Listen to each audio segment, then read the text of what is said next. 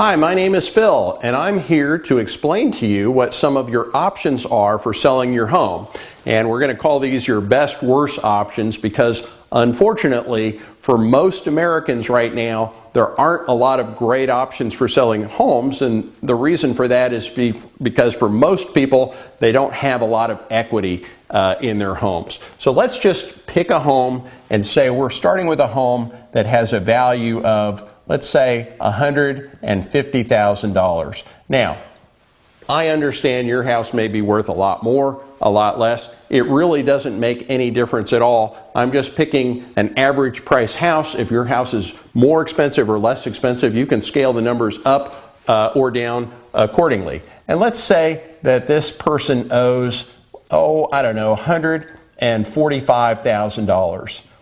This is pretty typical for this particular seller. They have a tiny little bit of equity. Unfortunately, for most people, they have no or even negative equity. So even if you owe more or less, you're going to see that the options don't change a lot. The numbers change a little bit, but it's probably not going to draw you to any different conclusion. So if you want to sell your home today, you've got some different options. For most people, they want to sell their home quickly, and they want to sell their home for as much money as possible. So they're going to look at their different options, and the different options have different trade-offs. Now, if you want to sell your home quickly, your best option might be to sell it to a cash buyer. And a cash buyer is going to buy the house quickly, but cash buyers, which are also known as investors, will typically pay a maximum of about 70% of the value of the home. And the reason is most cash buyers, and I know I'm a cash buyer and an investor, most cash buyers are buying houses because they want good deals for their cash, and they may want to resell the property for a profit. So typically the most you'll sell to a cash buyer would be about 70% of value, which for this home would create an offer of, let's say, $105,000. Now, if you sell your house to a cash buyer, it does not affect your credit, so your credit is okay, and it's pretty fast. So the time it takes is going to be, maybe 2 to 3 weeks. Very quick. But the catch is, when you sell to a cash buyer, you're going to have to bring money to the table because the property is only worth $150,000. Your offer was only $105,000, so you're going to have to bring the difference to the table. You owe $145,000, you got an offer of $105,000, so you're going to have to bring $40,000 to closing. And if you're like most sellers, you probably don't have or don't want to bring $40,000 to the closing table because that's very, very painful. So your next option is to list the home with a realtor. Now, I'm not a realtor, but I work with lots of realtors. I can certainly refer realtors out. And when you list your house with a realtor, the good news is that on average, it's going to sell for, let's say, full value, $150,000. Okay? And it doesn't affect your credit to sell a home through a traditional listing. What's the catch? The catch is right now we have anywhere from 6 to 9 months of inventory in the market. That's the statistical length of time that on average it takes to sell a house, 6 to 9 months. And because the house is worth $150,000 and you got an offer for $150,000 and you owe $145,000, you're going to have to pay closing costs and real estate commissions, buyer concessions. Typically, it costs about 10%, which in this house would be $15,000 that you're going to have to bring to the table. Now, you do have $5,000 in equity, so if you deduct the $5,000 out, it means basically you're going to have to bring $10,000 to the table. Now, that's better than $40,000, but it takes a lot longer, and it's still not a very good option. So for a lot of people at this point, they say, well, what else can I do? Well, you can do something called a short sale. And I know a lot about short sales. We've actually done over 1,000 short sales for people. And on average, when you sell a house through a short sale, the average short sale that is approved sells for about 90% of the market value. Because short sale buyers are going through a little more hassle. They're looking for deals. So they might offer, let's say, $135,000 for this house. Now, the problem with a short sale is it affects your credit. Your credit goes bad if you do a short sale. In fact, today, because there's a limited number of buyers that can get loans, and because the banks are so backlogged with all the short sales they're doing, more than half of short sales actually end up in foreclosure. So you have a 50-50 chance of doing and getting a foreclosure. How long does it take? Well, it could take 6 to 9 to 12 months. We just finished one that took 17 months. And the good news, though, is you don't have to bring any money to the table. So that's how a short sale works. Well, what are your other options? Well, you could do a foreclosure, right?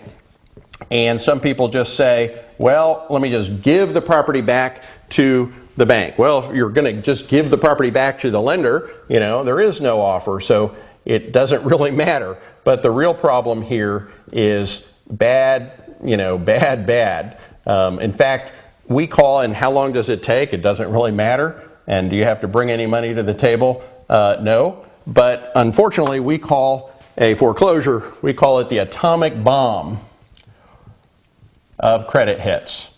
It is the one that takes the longest and cuts the deepest. It's a 10-year nightmare that starts with the lender foreclosing on you, the sheriff coming to you in your home and dragging you and your property and everything you own out onto the curb in front of the neighbors. It's 10 years of fighting deficiency judgments, possible 1099s, possible deferred judgments against you, creditors calling day and night. You could even have your wages garnished because of the 1099 from the IRS. You might not be able to buy another home, buy a car, in some cases rent an apartment, or even get a job for up to a decade. So I would really strongly advise that a foreclosure is not a very good option.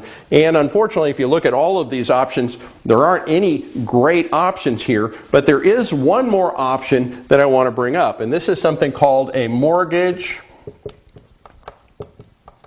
payment assignment. And in a mortgage payment assignment sale, you assign your mortgage payment to a buyer. Now, typically, because you're now selling the house with financing, typically a buyer will actually pay a premium. These houses sell faster and they sell for a premium amount of money. So the buyer is going to agree to take over the payments on your property. So they're going to buy it for the $145,000 loan. Because the payments continue to get made, your credit is okay. The time it takes is typically 2 to 3 weeks. In fact, we have literally thousands of these buyers waiting anxiously to find homes that are available with financing, because right now there's literally millions and millions, in fact over 80 million people that no longer can get traditional financing because of the current underwriting standards. And when you sell with a mortgage payment assignment, you don't have to bring any money to the table. In fact, if you have equity, you might even make some money on this deal. So when you take a look at your different options, you know, what do we see here? Well, you know, your big problem selling it with cash is you've got to bring a lot of money to the table. In fact, if you list it, you also have to bring money to the table, and it's going to take a very, very long time. If you do a short sale, the big problem is it takes a long time and it hurts your credit. In fact, a short sale has about a 50-50 chance or greater of being a foreclosure, and a foreclosure is the worst option of all, because it is the atomic bomb of credit scores. But on the other hand, if you do a mortgage payment assignment, what's the deal? Doesn't affect your credit. It's as fast as selling for cash, and you don't have to bring any money to the table. So you can see that a mortgage payment assignment is actually a pretty good option when you compare it to all the other options that most people have. Now, I know everybody's situation is different. I tried to make this point earlier. Even if you have no equity, even if you owe more than it's worth, let's say you owe $155 instead of $150, or even owe $165, $170, it doesn't really matter. The numbers are going to change a little bit. If you owed $155, now you'd have to bring $50,000 to the table here. You'd have to bring $20,000 to the table here. But still down here, even though they're going to pay a little bit more for the house, and homes sold with financing will always sell faster and for a premium amount of money, all of the rest of the numbers stay the same. So whether you've got equity, no equity, or even negative equity, a mortgage payment assignment for many people, in fact for the majority of sellers these days, is their best of the worst different options that they have. So I hope you enjoyed that. If you'd like to find out more information about these different options, please explore the website. We've got a lot of information, questions and answers, and different kinds of resources available that fully explain these options in greater detail than I've had to go through, time to go through on this video here. Thank you.